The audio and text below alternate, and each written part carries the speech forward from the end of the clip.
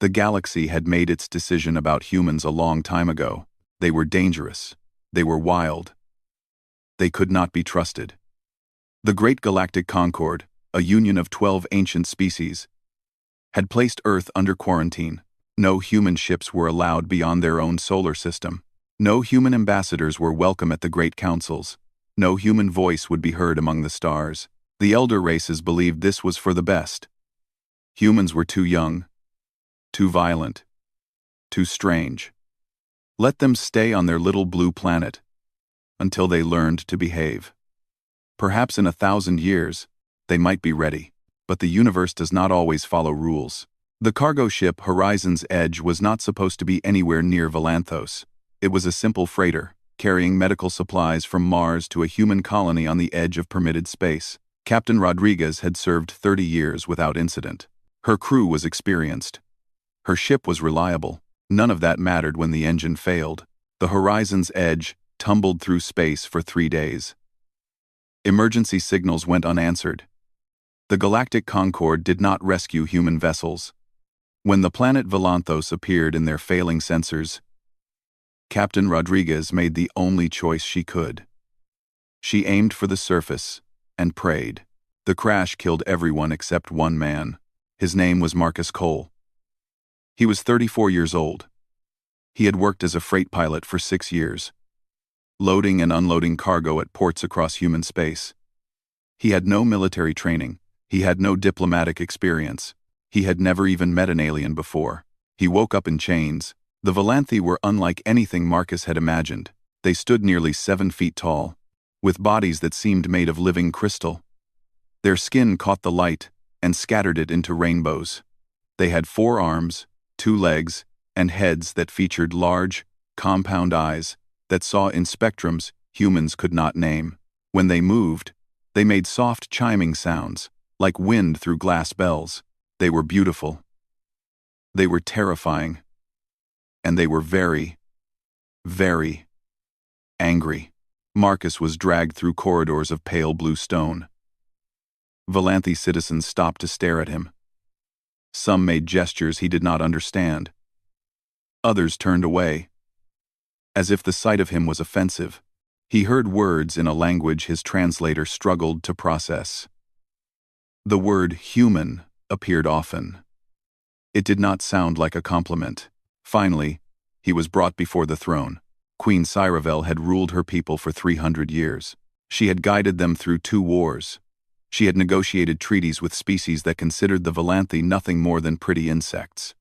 She had watched empires rise and fall. She had buried 3 husbands and 7 children. She had learned that survival required cold calculation, not warm feelings. Now she looked down at the creature kneeling before her, and she felt something she had not felt in decades. Curiosity. The human was small by Valanthi standards, barely reaching the chest of her shortest guard.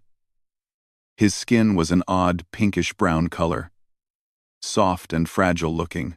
He had only 2 arms, 2 legs, and 2 small eyes that watched her without blinking. He was covered in wounds from the crash.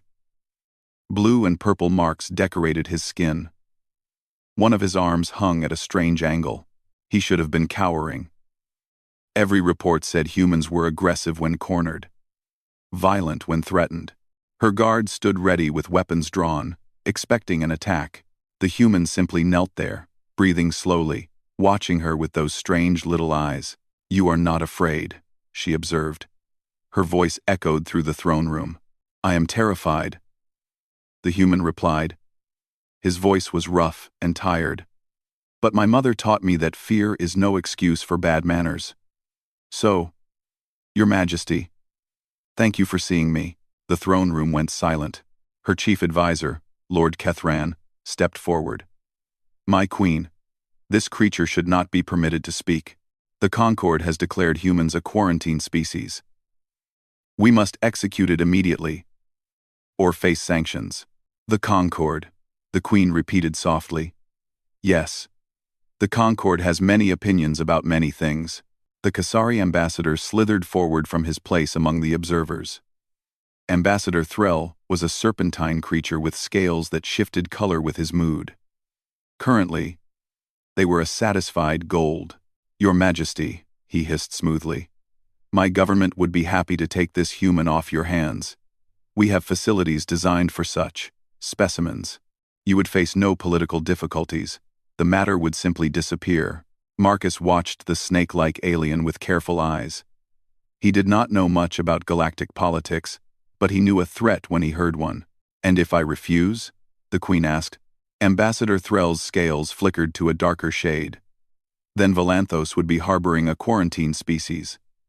The Concord would be forced to reconsider our protective relationship with your world. The message was clear.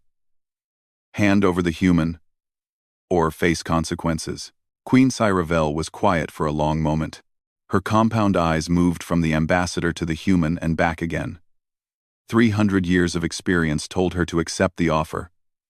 Give up this one creature, and preserve her people's safety. But something stopped her. Perhaps it was the way the human met her gaze. Not with challenge or aggression, but with something else. Patience. Acceptance. A quiet dignity that she had not expected. Perhaps it was her own tired anger, at always bending to the Concord's demands. Perhaps she simply wanted to know if the stories about humans were true. I invoke Velthani, she announced. The court gasped. Lord Kethran stepped forward in shock. My queen, the right of observation, has not been used in 2 centuries. It is meant for species seeking membership in our society, not for quarantined criminals. And yet the law remains. The Queen's voice carried iron. For 30 rotations, this human will remain under my personal custody. I will observe.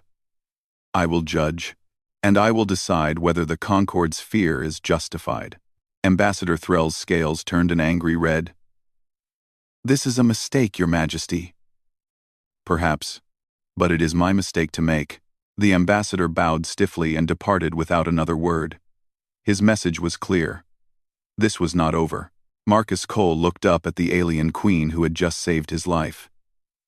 He did not understand why she had done it. He did not know what she expected from him, but he understood one thing clearly. His next 30 days would decide the fate of his entire species. No pressure. The first week was the hardest. Marcus Cole was given a room in the eastern wing of the palace. It was comfortable enough. A soft bed that adjusted to his body shape. Windows that looked out over gardens of crystal flowers. Food that was strange but edible. By prisoner standards, it was luxury, but he was still a prisoner. Guards stood outside his door at all hours. Recording devices watched his every movement. Valanthi scientists visited daily to study him like a laboratory animal. They measured his heartbeat. They tested his reflexes. They took samples of his blood, his hair, his skin. They asked him questions that ranged from scientific to deeply personal. Why do humans sleep so long? One researcher asked. How do you survive with only 2 eyes? Is it true your species eats the flesh of other creatures? Do humans really bond for life with only one mate? Marcus answered everything honestly. He had nothing to hide. He was just a freight pilot who had been in the wrong place at the wrong time. If the Valanthi wanted to understand humans, he would show them the truth. The truth was simple. Humans were not monsters. They were just people trying to survive in a universe that had decided to fear them. The Queen watched everything. She reviewed the recordings each night in her private chambers. She studied the human's responses, his body language, his expressions.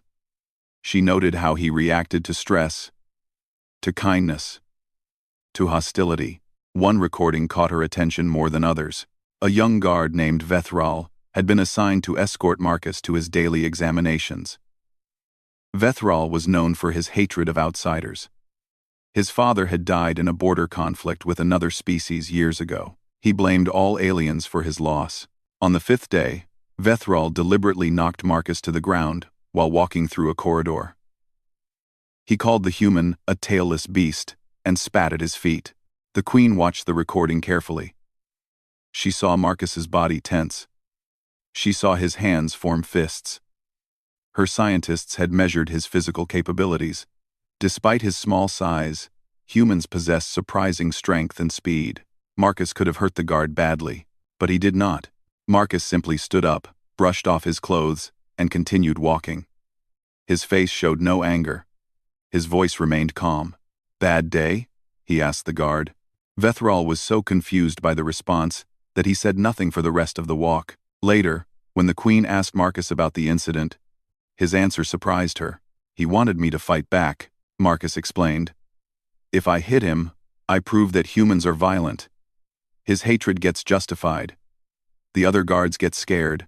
I lose any chance of showing your people who we really are." He shrugged. "One insult is not worth all that. Most species would have defended their honor," the Queen observed. "Honor is not about winning fights. It is about knowing which fights matter." The Queen considered this for a long time after Marcus returned to his room. As the days passed, the nature of their conversations changed. At first, the Queen asked questions as a ruler seeking information. She wanted facts about humanity, their history, their technology, their military capabilities. Marcus answered everything, holding nothing back. But slowly, their talks became something else. The Queen began asking about human culture, their art, their music, their families. She was fascinated by the concept of democracy, where ordinary people chose their leaders. Among the Valanthi, the royal bloodline had ruled since the beginning of recorded history. The idea of common citizens having power was strange and exciting. Marcus, in turn, learned about the Valanthi. Their society was divided into strict castes: workers, soldiers, scholars, priests, nobles. Each caste had specific roles that could never change. A worker could not become a scholar. A soldier could not become a priest. Everyone knew their place from birth to death. And at the top, alone, stood the Queen. "Physical contact between castes is forbidden," she explained one evening. "It disrupts the social order, creates confusion. The Queen, especially, must remain apart." "I have not touched another being in over 100 years. Marcus stared at her. 100 years? That is... I cannot imagine. "It is duty. My people need a symbol, not a person. I am that symbol. But symbols do not get lonely. People do." The Queen did not respond, but Marcus saw something flicker in her compound eyes, something that looked very much like pain. The political situation grew worse each day. Ambassador Threll had not been idle. He sent messages to the Galactic Concord, painting Valanthos as a dangerous rebel state, harboring a quarantine species. He whispered in the ears of other ambassadors. He made promises and threats in equal measure. The Queen's own advisors grew nervous. "The Kasari are moving ships toward our northern border," Lord Kethran reported during a council meeting. "They claim it is a routine patrol. We know better." "What do they want?" the Queen asked, though she already knew the answer. "The resonance crystal mines. They have wanted them for decades. Now they have an excuse to pressure us." The resonance crystals were Valanthos's greatest treasure. They powered advanced technology across the galaxy. Whoever controlled the mines controlled enormous wealth and influence. "If we surrender the human," Lord Kethran continued carefully, "the Kasari lose their excuse. The crisis ends. And we prove that Valanthos bends to any threat. We invite future pressure. Perhaps, but we survive." The Queen dismissed the council without making a decision. She needed time to think. That night, she visited Marcus in his quarters. He was sitting by the window, watching the crystal gardens glow under the light of 3 moons. He looked tired. The weight of being a symbol for his entire species was taking its toll. "You should hand me over," he said without turning around. "I have been thinking about it. One human life is not worth a war. Your people need those crystals. They need safety. I am not important enough to risk all that." The Queen moved to stand beside him. "You would sacrifice yourself for a species that has kept you prisoner? You have been fair to me. Kind. Even.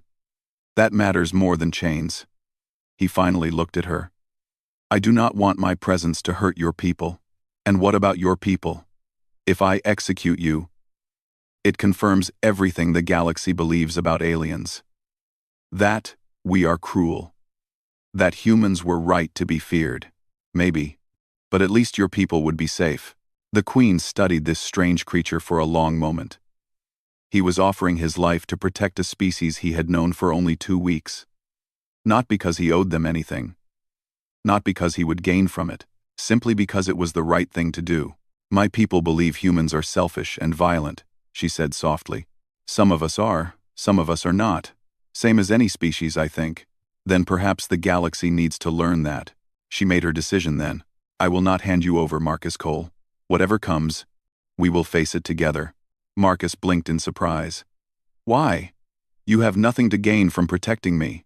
You offered your life for my people. The least I can offer is the same courage in return. Awe. For a moment, something passed between them. Not words. Something deeper. An understanding that crossed the gap between species. Outside, the moons continued their slow journey across the sky. Inside, a fragile alliance had been born. Neither of them knew how much it would cost. Neither of them cared. The 19th day began like any other. Marcus woke early, as he always did. He exercised in his room, doing the simple movements that kept his body strong. Push-ups, sit-ups, stretches. The Valanthi scientists found this routine fascinating. Their species did not exercise for health. Their crystalline bodies maintained themselves naturally. You must damage yourself to become stronger? One researcher had asked, clearly confused. Something like that, Marcus had replied with a smile. Humans are strange. After exercise, he ate breakfast. The palace cooks had learned to prepare food he could digest. It was not delicious, but it kept him alive. He had stopped complaining after the first week. There were more important things to worry about. Today, he had planned to return a book to the Queen. She had lent him a collection of Valanthi poetry, translated into basic galactic common. The poems were beautiful in a strange way. They spoke of crystal and light, of duty and sacrifice, of the loneliness of stars. Marcus had spent 3 nights reading them, trying to understand the people who had written such words. He wanted to discuss the poems with the Queen. Their conversations had become the highlight of his days. She was wise and thoughtful, carrying the weight of centuries with quiet grace. He found himself looking forward to their meetings more than he wanted to admit. He did not know that this day would change everything. The throne room was quieter than usual. Most of the court had departed for a religious ceremony in the southern temple. Only a handful of guards remained, standing at their posts with the stillness of statues. The Queen sat on her throne, reviewing reports on a holographic display. She looked tired, Marcus thought as he entered. The political pressure was wearing on her. Every day brought new threats from the Kasari. Every night brought difficult decisions. She carried her burden without complaint, but he could see the cost in the dim glow of her crystalline skin. Your Majesty, he called out, holding up the book. I finished the poetry collection. I wanted to thank you for lending it to me. The Queen looked up, and something in her expression softened. Did you enjoy it? Very much. Though I admit some of the meanings escaped me. The poem about the dying star, for example. I feel like I am missing something important. That poem is about, she never finished the sentence. The attacker came from behind a pillar. He was Valanthi, dressed in the simple clothes of a worker caste. His crystalline skin was dull and cracked, a sign of illness or poverty. In his 4 hands, he carried a weapon that Marcus did not recognize. It looked like a metal rod wrapped in glowing wire. Later, Marcus would learn it was called a neural disruptor. It was designed to destroy crystalline nervous systems. One touch would kill any Valanthi instantly, shattering their mind like glass hit by a hammer. The attacker screamed something about the human curse, about foreigners poisoning their world, about cleansing the throne of corruption. He raised the weapon toward the Queen. What happened next would be discussed for generations. The Valanthi guards were well trained. They reacted within half a second of the attack beginning. They drew their weapons. They shouted warnings. They moved to protect their Queen, but half a second was too slow. Marcus Cole was already moving. Humans, the Valanthi would later learn, were products of a death world. Earth was not a gentle planet. It was filled with predators, poisons, disasters, and diseases. For millions of years, humans had survived by developing reflexes that bordered on supernatural. Their brains processed danger faster than conscious thought. Their bodies responded before their minds could catch up. Marcus did not decide to save the queen. He simply moved. 12 meters separated him from the attacker. He covered the distance in less than 2 seconds. His body moved low and fast, like a predator closing on prey. The book fell from his hands, forgotten. The attacker saw him coming. He tried to turn, to redirect his weapon. Too slow. Marcus hit him like a thunderbolt. The impact knocked the weapon away. Marcus grabbed the attacker's primary arm and twisted. There was a cracking sound as the joint separated. The attacker screamed and fell. In 4 seconds, it was over. The guards arrived to find their queen unharmed, the attacker disabled on the ground, and the human standing over him, breathing hard. Marcus's hands were shaking. His heart pounded in his chest like a drum. The adrenaline that had saved the queen now flooded his system with nowhere to go. He felt sick. He felt alive. He felt terrified. "Secure him," the guard captain ordered, pointing at the attacker. "And someone call the healers." The attacker was dragged away, still screaming about curses and corruption. The guards looked at Marcus with expressions he could not read. Fear? Respect? Both? The queen descended from her throne slowly. "You are injured," she observed. Marcus looked down and saw that his arm was bleeding. He must have cut it on the attacker's crystalline skin. He had not even noticed. "It is nothing," he said. "Are you hurt?" "No, because of you." She stood before him now, close enough to touch. The guards watched in stunned silence. No one approached the queen without permission. No one stood this close to her. It was forbidden, but the queen did not seem to care about rules anymore. "Why did you do that?" she asked softly. "You could have been killed. That weapon would have destroyed your nervous system as easily as mine." Marcus thought about the question. The honest answer was that he had not thought at all. His body had simply reacted, protecting her without conscious decision. But there was a deeper truth beneath that instinct. "Because you believed in me," he said finally.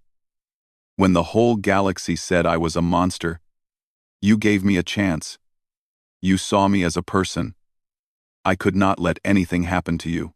We are not the same species. This is not your world. You owe me nothing. I owe you everything." His voice was firm. "You showed me that not everyone in the galaxy sees humans as enemies. That alone is worth protecting." The queen was silent for a long moment. Her compound eyes studied his face, searching for something. Deception. Perhaps. Hidden motives. The calculations of politics.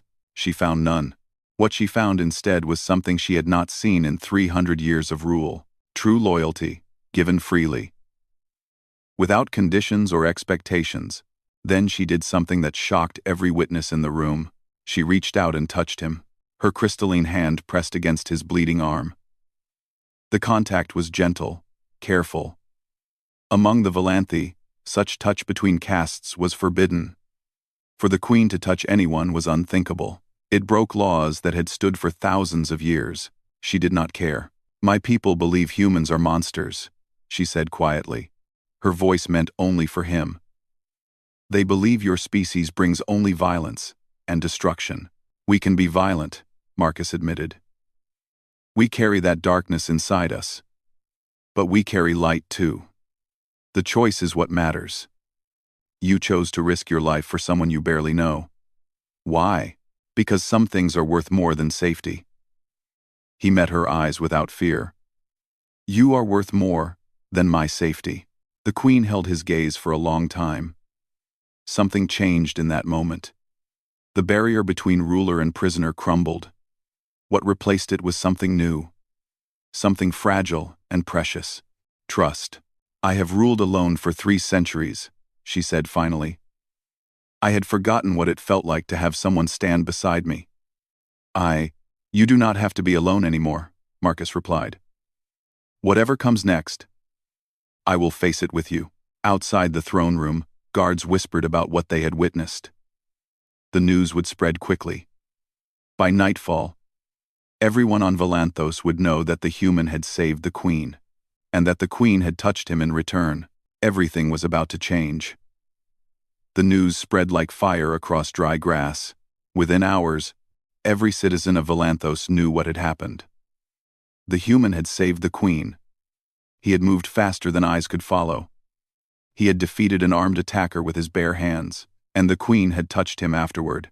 Some called it a miracle, others called it a scandal. The temples filled with worried citizens seeking guidance from the priests. The market squares buzzed with arguments and debates. Families divided over dinner tables. Was the human a hero or a threat? Had the Queen lost her mind or found unexpected wisdom? Ambassador Threll watched all of this with great satisfaction. He had been waiting for the right moment to strike. Now that moment had arrived. 3 days after the assassination attempt, the Kasari fleet entered Volanthos space. 20 warships appeared at the edge of the system, their weapons charged and ready. They were painted in the colors of the Galactic Concord, carrying flags of supposed peace. But everyone knew the truth. This was not a diplomatic visit. This was an invasion wearing polite clothes. Admiral Thresic commanded the fleet from his flagship, the Serpent's Coil. He was an old Kasari warrior, covered in battle scars and medals. He had conquered 12 worlds in his career.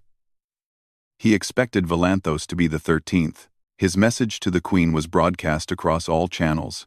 "Your Majesty," he announced, his snake-like face filling every screen on the planet. "The Galactic Concord has grown concerned about recent events on your world. An assassination attempt against your throne, civil unrest among your people, and most troubling, the continued presence of a quarantine species in your palace." He paused, letting his words sink in. "We come in peace, offering assistance.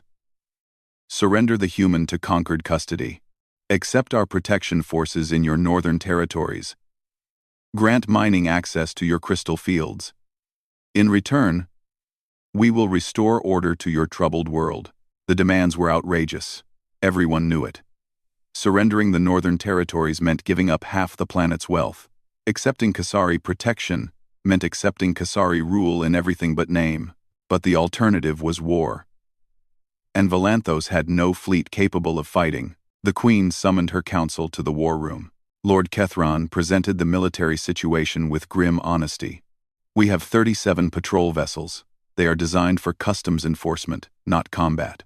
Against 20 Kasari warships, we would last perhaps 2 hours." "What about our allies?" the Queen asked. "The Meridian Collective has declared neutrality. The Thoran Empire sends their sympathies, but no ships. The Concord has officially endorsed the Kasari intervention as a peacekeeping operation."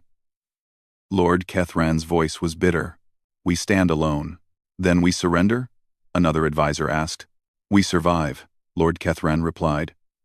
"Sometimes, survival requires sacrifice." The room fell silent. Everyone knew what sacrifice meant. The human would be handed over. The crystals would be lost. Volanthos would become a puppet state. The Queen looked at her advisors. These were good people. Loyal people. They had served her faithfully for decades. They wanted to protect their world, their families, their future.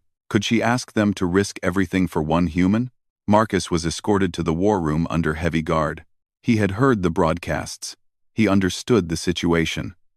As he walked through the palace corridors, he saw fear in the eyes of servants and soldiers alike. Fear of war, fear of the future, fear of him. He did not blame them. When he entered the war room, the Queen stood at a large holographic display showing the Kasari fleet. The warships looked like metal snakes coiled around the planet, waiting to strike. "You wanted to see me," Marcus said simply. "I wanted to give you the chance to speak," the Queen replied. "This concerns you most of all." Marcus studied the display for a long moment. 20 warships, thousands of weapons, millions of soldiers. Against one small planet with no real defenses. The math was simple.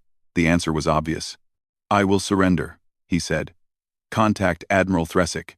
Tell him I will come willingly." The council members exchanged surprised looks. They had expected the human to fight, to argue, to make demands. Instead, he offered himself without hesitation. "You understand what will happen?" Lord Kethran asked carefully. "The Kasari do not treat prisoners kindly. I understand. Marcus kept his voice steady. But this is not my world. These are not my people. I have no right to ask them to die for me. Quote, "And your own people?" the Queen asked quietly. "If you die here, what message does that send to humanity? That one human tried to do the right thing. That is not the worst message." The Queen was silent for a long time. She looked at this strange creature who had crashed into her life just weeks ago. He was small and soft and breakable.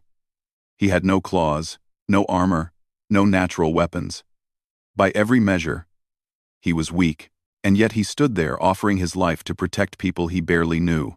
No complaints, no bargaining, just quiet courage. She had ruled for 300 years. She had met thousands of diplomats, warriors, kings, and emperors. She had never met anyone like Marcus Cole. "No," she said finally. The council stared at her in shock. "Your Majesty," Lord Kethran asked. I said no. Her voice carried the iron that had held her throne for 3 centuries. "I will not purchase peace with betrayal. I will not teach the galaxy that Valanthos abandons those who trust us. But the fleet will do what it will do. But I will not become the monster they expect me to be." She turned to Marcus. "You offered your life to save my people. I refuse to accept that payment." Marcus shook his head. "Your Majesty, please, be practical. My life is not worth a war. Perhaps not. But my honor is. My word is. The soul of my kingdom is." She stepped closer to him. "You taught me something. Human. You taught me that courage is not about winning. It is about choosing what you stand for, whatever the cost. Then what do? We cannot fight them." The Queen smiled. It was a small smile, tired but unbroken. "You said something to me once. You said humans are good at finding options nobody else considers." She tilted her head. "Show me." Marcus stared at her for a long moment. Then something changed in his eyes. The despair faded. Something else took its place. Something sharp and calculating. "I need access to your planetary communication network," he said slowly. "Full broadcast capability, every frequency. Done. I need your authority codes. Permission to speak as a representative of Valanthos." "Granted. And I need 12 hours. Lord Kethran stepped forward angrily. "This is absurd. What can one human do in 12 hours that our entire military cannot?" Marcus looked at him with an expression that was almost apologetic. "I am going to ask for help," he said simply. "From whom? Our allies have abandoned us. Not your allies." Marcus turned back to the holographic display, studying the stars beyond the Kasari fleet. "Mine." The Queen understood first. Her compound eyes widened. "You are going to contact humanity. Yes, you have no authority, no position, no power to offer them anything." "I know. Then why would they come?" Marcus thought about his mother, teaching him manners in their small apartment on Earth. He thought about his crew on the horizon's edge, people he would never see again. He thought about billions of humans scattered across their small corner of space, waiting for a chance to prove they belonged among the stars. "Because someone believed in one of us," he said quietly, "and humans do not forget that." He turned and walked toward the communication center, guards hurrying to follow. Behind him, the council erupted in confused argument. Lord Kethran declared the plan insane. Other advisors demanded alternatives. The military commanders calculated impossible odds, but the Queen said nothing. She simply watched the human go, carrying the fate of 2 species on his small, fragile shoulders. And for the first time in 300 years, she felt something she had forgotten existed: hope. She trusted a human when no one else would, and his hidden strength astonished the Queen. Part 5. The Answer of Earth. Marcus sat alone in the communication center. The room was dark, except for the glow of screens and holographic displays. Around him, Valanthi technicians worked quietly, preparing the broadcast equipment. They did not speak to him. They did not look at him. They simply did their jobs, uncertain what to think of this strange human who claimed he could save their world. Marcus did not blame them for their doubt. He was not sure he believed it himself. He had no army, no fleet, no weapons. He had nothing but words, and a desperate hope that those words would matter. The communication officer approached nervously. "The system is ready. You can broadcast to all human frequencies within range. Approximately 300 vessels and 17 colonies will receive your message. 300 vessels, most of them cargo ships and mining haulers, civilian transports and family cruisers. Nothing that could stand against a Kasari warship, but they were all he had." "Thank you," Marcus said. He took a deep breath and sat before the transmitter. A small light blinked red. "Waiting." "Whenever you are ready," the officer said. Marcus closed his eyes for a moment. He thought about the Queen, standing alone against an empire. He thought about the Valanthi people, who had shown him kindness despite their fear. He thought about humanity, trapped behind quarantine lines, waiting for a chance that might never come. Then he opened his eyes and pressed the button. The light turned green. "My name is Marcus Cole. I am a freight pilot from Earth. 6 weeks ago, my ship crashed on a planet called Valanthos. I should have died. Instead, the Valanthi Queen saved my life. The galaxy told her that humans were monsters. The Galactic Concord warned her to kill me or face consequences. Her own advisors demanded my execution. But she refused. She looked at me and saw a person, not a threat. She gave me a chance when nobody else would. Now her world is about to be conquered. The Kasari have sent a fleet to take Valanthos. They want the planet's crystals. They want to punish the Queen for protecting me. They want to prove that anyone who shows kindness to humans will be destroyed. Valanthos has no army that can stop them. Their allies have abandoned them. The Concord has blessed the invasion. In 12 hours, the Kasari will attack, and everything the Queen built will burn. I am not an ambassador. I have no authority. I cannot promise you anything. I cannot even promise that helping will make any difference, but I am asking anyway. I am asking every human who can hear my voice. Every ship, every colony, every person who ever felt alone in a galaxy that feared them. One planet believed in us. One Queen looked past the propaganda and saw who we really are. She risked everything to give humanity a chance. Are we going to let her fall? I do not know what we can do. Maybe nothing. Maybe we show up, and the Kasari destroy us all.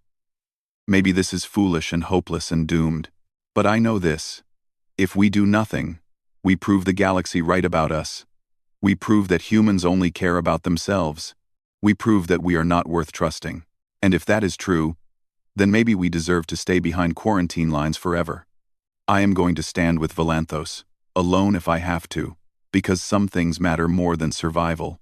Some debts cannot be measured in profit or safety. Someone believed in us. I will not forget that. Will you? The message ended. Marcus sat in silence, staring at the blank screen. He had said everything he could say. Now there was nothing to do but wait. The communication officer checked his instruments. The message was received by all stations in range. No responses yet. "Thank you," Marcus said quietly. "I will wait here." Hours passed. The Queen came to sit with him. She did not speak. She did not need to. Her presence was enough.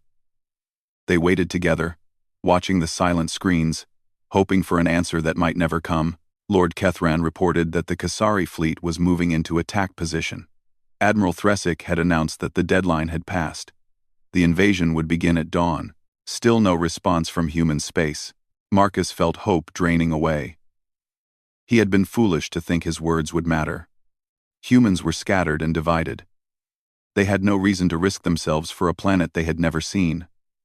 His message was probably being ignored or laughed at across human space. Then, 3 hours before dawn, the screens lit up. The communication officer jumped from his chair. "Contact!" Multiple contacts emerging from hyperspace. Marcus rushed to the display. His heart stopped. They came out of the darkness like stars being born. Cargo ships, mining vessels, transport cruisers, family haulers, research stations, construction platforms. Ships held together by repair patches and stubborn hope. 100 vessels. 200. 300. They kept coming. The communication channels exploded with voices. Captains calling out their positions. Families announcing their support. Old ships and new ships. Fast ships and slow ships. All converging on Valanthos like a river of light. This is the cargo hauler Lucky Strike. We heard the message. We are here. Transport vessel New Horizons standing by. Tell us where you need us. Mining platform Deep Core 7 reporting. We have no weapons. But we have thick hulls. Put us in front. At the head of the fleet flew an ancient passenger liner named Stellar Wanderer. Its captain appeared on screen. An old woman with gray hair and fierce eyes. This is Captain Elena Vasquez, she announced. I have been flying these stars for 50 years. I have seen humanity locked behind quarantine lines, treated like animals, told we are not worthy of the galaxy. Today, someone out there proved that wrong. I will be damned if I let her stand alone. Marcus could not speak. Tears ran down his face. They had come. Against all logic, against all reason, they had come. Admiral Thresik stared at his sensors in disbelief. 300 human vessels now stood between his fleet and Valanthos. They were civilian ships, poorly armed, badly organized. His warships could destroy them easily, but that was the problem. He could win the battle. But the cost would be enormous. His ships would take damage.